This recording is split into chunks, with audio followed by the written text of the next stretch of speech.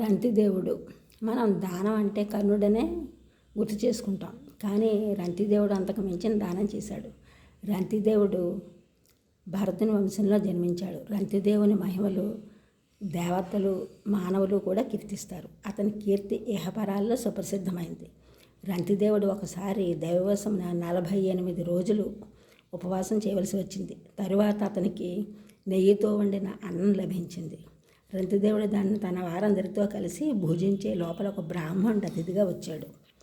రంతిదేవుడు తనకు లభించిన అన్నంలో కొంత భాగాన్ని అతనికి ఇచ్చాడు. బ్రాహ్మణుడు అది తిని వెళ్ళిపోయాడు. ఇంతలో ఒక శూద్రుడు రంతిదేవుడు దగ్గరికి వచ్చాడు. రంతిదేవుడు మిగిలిన దానిలో కొంత భాగాన్ని అతనికి ఇచ్చాడు. తరువాత మరొకడు కుక్కలతో వచ్చి అన్నం అడిగాడు. అప్పుడు రంతిదేవుడు తన దగ్గర మిగిలిన అన్నాన్ని మొత్తం ఇచ్చేశాడు. తరువాత మంచినీళ్ళనే తాగుదామని ఆలోచించే లోపల ఒక చండాలుడు వచ్చాడు. జలాన్ని అడిగాడు.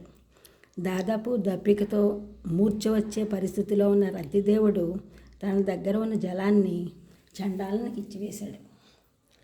ఆ విధంగా నానా రూపాలలో వచ్చి రంతిదేవుని ధర్మనిరతిని పరీక్షించడానికి బ్రహ్మ రుద్రాది దేవతలే వచ్చారు.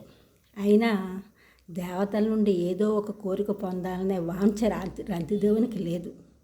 అతడు కేవలము విష్ణు పాద పద్మాలను హృదయంలో పెట్టుకుని నిలిచాడు. రంతిదేవుడు విశుద్ధ భక్తుడు, భగవత్పరాయణుడు, భౌతిక వాంఛారహితుడు. మాయ అతని ముందు నిలవలేకపోయింది. ఈ ఛానల్ చూసిన వారందరూ కూడా సబ్స్క్రైబ్ చేయండి, షేర్ చేయండి, లైక్ చేయండి, కామెంట్ చేయండి.